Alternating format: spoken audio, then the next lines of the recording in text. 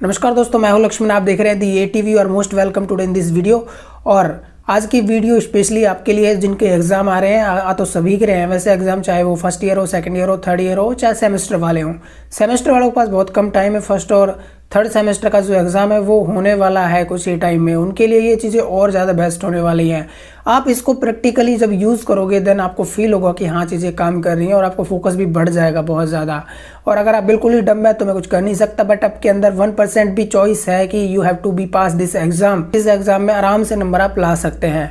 तो हम बात करते हैं सीधी मुद्दे की। सबसे पहला काम है हमें सोचना है। क्या सोचना है कि यू हैव नो ऑप्शन। तुम्हारे पास कोई ऑप्शन ही नहीं है स्टडी करने के अलावा, तो और सारी चीज़ें डिलीट कर दीजिए कि कोई और ऑप्शन हमारे पास आएगा। दूसरी चीज़ है क्विट करनी है। क्या क्विट करनी है? स्मार्टफोन को कॉर्नर में रख दो। और बहुत सारे लोगों का एक्सक्यूज होगा कि हम ऑनलाइन स्टडी करते हैं, तो उसके लिए भी मेरे पास एक मस्त चीज़ है कि आपका स्मार्टफोन भी नहीं रहेगा और आप चीज़ें भी आराम से पढ़ लेंगे, वो भी बिना डिस्ट्रैक्ट हुए। तीसरी सबसे इंपॉर्टेंट चीज़ है आपको क्या करना है, आपको अपना सिलेबस, वैसे बहुत सारे लोगों के पास अभी भी डिजिटल फॉर्म में होगा सिलेबस, पेपर पर प्रिंट करवाइए उस सिलेबस को। सबसे फर्स्ट काम यही है, आप पेपर पर प्रिंट करवाइए। और प्रिंट कराने के लिए पैसे नहीं है तो अपनी कॉपी में लिख लीजिए फ़ोन से, ठीक है। लिख लीजिए कि आपके पास कौन कौन से टॉपिक हैं। और सिलेबस में भी शॉर्ट लिस्ट कर लेना है प्रीवियस ईयर के। जो मैंने अभी एक वीडियो और डाला है, ऊपर आपको आ भी रहा होगा उसका आई बटन, और आप देख लीजिए प्लेलिस्ट में 40 डेज वाला मैंने एक वीडियो डाला है। उसके अंदर वो चीज़ मैंने समझाई कि कैसे सिलेबस को पॉइंट आउट करना है। प्रीवियस ईयर के क्वेश्चन पेपर उनके अकॉर्डिंग सिलेबस में से टॉपिक्स को शॉर्ट लिस्ट कर लो। सबसे इंपॉर्टेंट चीज़ है, टॉपिक्स को शॉर्ट लिस्ट करके गोला मार दो, ठीक है, जिससे आपको पता रहे कि हाँ बस यही पढ़ना है, इससे ज़्यादा कुछ नहीं पढ़ना है। तो ये काम पहले आपको करना है। प्रिंट फॉर्म में आपके पास, लिखे हुए फॉर्म में आपके पास सिलेबस होना चाहिए। चौथी सबसे इंपॉर्टेंट चीज़, सिलेबस कर लिया। अब ये आपको, ये अभी तो मैंने स्टार्टिंग के कुछ रूल्स बताए, मेन चीज़ अभी मैं बताने वाला हूँ जो काम करेंगी। ये तो वो हैं जो आपको स्टार्टिंग में करनी है, शुरू करने से पहले की चीज़ें बता रहा हूँ, शुरू करने के बाद की चीज़ें भी मैं बताऊँगा। तो आपको क्या करना है, पर डे 2 या 3 सब्जेक्ट आपको लेने हैं। 2 या 3 सब्जेक्ट क्यों लेने हैं? क्योंकि अगर आप बहुत ज़्यादा सब्जेक्ट को 20-20 मिनट दोगे ना तो उससे काम चलने वाला नहीं है। मैं तो ये कहता हूँ कि आप 10 सब्जेक्ट होते हैं मैक्सिमम, तो आप 2 सब्जेक्ट पर डे सेलेक्ट कर लीजिए। पर डे का मतलब पहले 2 सब्जेक्ट उठाओ, उनको क्लियर करो, या फिर उनका 50-50% करो, उसके बाद अगले 2 सब्जेक्ट उठाओ, जिससे आपको किसी एक चीज़ को भूलने की या फिर वो कन्फ्यूजन वाली समस्या आपको पैदा नहीं होगी। ये सबसे बड़ी चीज़ आपको प्रैक्टिकली याद रखनी है। मैं खुद यही करता था। आपको पर डे 2 सब्जेक्ट ही रखने हैं यहाँ पर तैयारी के लिए, बाकी सब्जेक्ट साइड में रख देने हैं। और एक और चीज़ है कि हम क्या करते हैं कि जिसका एग्ज़ाम पहले उसी को स्टार्टिंग से पढ़ते हैं। आप ये फॉलो कर सकते हैं तब जब आपके पास स्टार्टिंग वाले एग्ज़ाम से पहले 2 दिन और एक्स्ट्रा हो, कि आप स्टार्टिंग वाले एग्ज़ाम से पहले उस एग्ज़ाम का पूरा जो सिलेबस है उसको एक बार रिवाइज कर लें। अगर ऐसा नहीं है तो आपको सबसे पहले लास्ट वाले पेपर का जो सामान है, कहने का मतलब जो भी टॉपिक्स हैं उनको पिक करना है, पहले उनको सिलेबस को कंप्लीट करना है जो लास्ट में आपका एग्जाम होने वाला है। या एक और ऑप्शन है कि जो सबसे टफ है उसको पहले स्टार्ट करो, उसको कंप्लीट कर लो। उसके बाद क्या होगा, आपके पास जो बचा हुआ लास्ट में टाइम बचेगा उसको रिवाइज करने का आपको मौका मिल जाएगा। तो ये चीज़ें आप अपने अकॉर्डिंग देख लो। अगली इंपॉर्टेंट चीज़ है कि अपना स्टडी का मटेरियल सेपरेट कर लो। सेपरेट का मतलब ये है कि आपकी जो जो बुकें जिनमें से आपको पढ़ना है, यहाँ तक कि वो चीज़ भी इसमें शामिल कर लो जो मैंने बताया ना, सिलेबस में शॉर्ट लिस्ट करना है क्या क्या पढ़ना है। तो उसी के अकॉर्डिंग अपने नोट्स वगैरह, ये नहीं कि 10 तरह के नोट्स सामने पड़े हैं, उसमें से कभी उसमें से पढ़ा कभी उसमें से पढ़ा। आपको जो ठीक लगता है, आपने जैसे भी बनाया जैसे बनाया, बट आपको वो समझ आनी चाहिए। बात ये है मेनली, तो वो चीज़ें आपको समझ आनी चाहिए। बस उन्हीं को सामने रखो, बाकी को साइड में हटा दो, लॉक कर दो उनको। अब मैं आपको बताता हूँ कि स्मार्टफोन से डिस्ट्रैक्ट होने से कैसे बच सकते। अगर ऑनलाइन यूट्यूब पर कुछ भी लेक्चर वगैरह जो भी देखते हो तो प्लीज़ उसको आप ऑनलाइन मत देखो। आप ऐसा करो, उसको डाउनलोड कर लो एक साथ, जो भी आपका सिलेबस है उसके अकॉर्डिंग डाउनलोड कर लो और अपना नेट ऑफ कर दो, फ्लाइट मोड पर डाल दो फ़ोन को, और आराम से कंटेंट कंज्यूम करो, आराम से समझो। क्योंकि जब आपका वो कंटेंट आप प्ले कर रहे होते तो उसके साथ साथ बहुत सारे नोटिफिकेशन और सजेशन में वीडियो आते हैं जिन पर आपका जो फोकस है वो चला ही जाता है और आप डिस्ट्रैक्ट हो जाते हैं। तो यही एक फॉर्मूला है कि स्मार्टफोन का यूज़ करो बट स्मार्टली। अगली बात आती है टाइम मैनेज की। तो टाइम मैनेज आपको कैसे करना है?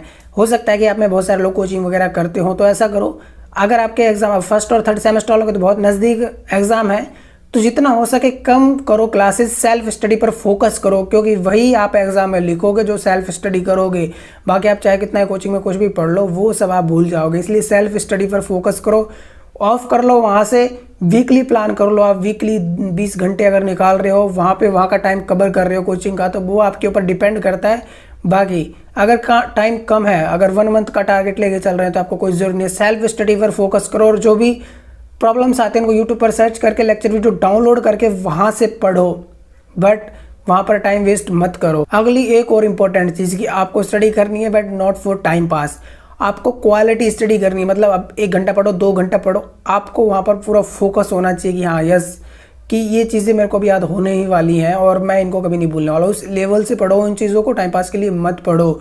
अभी होता क्या है कि हम जैसे कि 2 घंटे पढ़े तो उसमें हमारा फोकस चला जाता है, थोड़ा फोकस इधर उधर चला जाता है। तो क्या करना है आपको, 2 घंटे पढ़े कोई दिक्कत नहीं, ब्रेक ले लो 10 मिनट का, बट स्मार्टफोन का नेट ऑन नहीं करना, ये बात याद रखनी है। आपको इंटरनेट ऑन नहीं करना है, थोड़ा घूमो फिरो फिर से बैठ जाओ, जिससे आपका फोकस वापस से बन जाए, जो दिमाग में थकान आ जाती है वो दूर हो जाती है। तो उसके लिए ये चीज़ें बहुत ज़रूरी है। अगली मोस्ट इंपॉर्टेंट चीज़ है कि आपको डीप स्लीप लेना है 6 आवर की कम से कम, क्योंकि मैंने ये चीज़ें खुद प्रैक्टिकली देखी है साथ वालों में कि वो लेट नाइट तक स्टडी किया उन्होंने हमसे ज़्यादा, बट एंड टाइम पे क्या होता है एग्जाम में जाके भूल जाते हैं, क्योंकि हम ज़बरदस्ती माइंड को फोर्स करते हैं उस चीज़ को स्टडी करने के लिए, तो वो रिमेंबर नहीं रख पाता, भूल जाता है चीज़ें। ये तभी चीज़ याद रखता है जब इसकी जो थकान है वो उतर जाए। तो एटलीस्ट 6 आवर की स्लीप बहुत ही ज़रूरी है। वो टाइम गया कि आप लोग मंथली टारगेट करें या फिर 2 महीने का टारगेट करें, पर डे प्लान करो, पर डे प्लान। लगता है आपका सिलेबस कम हो रहा है, उसके अंदर स्टडी आवर्स बढ़ा दो, अपनी स्पीड बढ़ा दो, फोकस को बढ़ाने का कोई सिस्टम बना लो। बस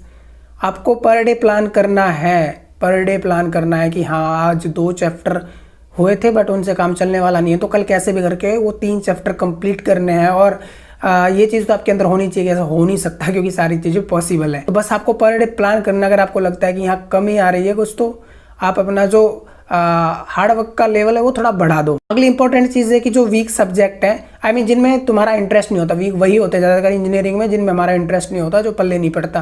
तो हम क्या करते हैं कि जिनमें इंटरेस्ट आ रहा है उनमें हम ज़्यादा टाइम दे देते हैं और उनको बोरिंग समझ के थोड़ा कम टाइम देते हैं। यहाँ पर दिक्कत ये होती है, मान लो कि आपने जितने भी सब्जेक्ट हैं जिनमें आपका इंटरेस्ट है उनको टाइम दे दिया और उनको उतना टाइम नहीं दिया, तो अगर उनके अंदर आपकी जो बैकलॉग आ गई तो वहाँ पर दिक्कत हो जाएगी ना आपको। ज़्यादा परसेंटेज का क्या करोगे, बाकी जो सब्जेक्ट है उनके अंदर आप ज़्यादा मार्क्स ले आओगे, फिर क्या हो जाएगा। इसलिए आपको जो सब्जेक्ट हैं जो वीक हैं आपके, उनके अंदर भी प्रॉपर टाइम देना है। अगर बाकी सब्जेक्ट में कम नंबर आए तो कम से कम ये तो है कि आपके जो बैकलॉग नहीं लगेगी, आपका क्लियर होगा, ये मच बेटर है उससे किसी एक सब्जेक्ट में ज्यादा नंबर आने से कि सब में ठीक ठाक नंबर आए और आप लोग पास हो गए। लास्ट और फाइनल सबसे मोस्ट इंपॉर्टेंट बात, हालांकि हर एक बात इंपॉर्टेंट है, सारी चीजें फॉलो करोगे तभी आपका 70% का स्कोर कंप्लीट होगा, नहीं तो नहीं होगा। मैं अभी बता रहा हूँ, हर एक चीज को फॉलो करना पड़ेगा। अगर एक भी बीच में से आइटम गायब किया आपने वहां पे वो चीज़ छोड़ी जो मैंने बताई है, तो आपका 70% का स्कोर नहीं होने वाला। और अगर आपने इसको फॉलो किया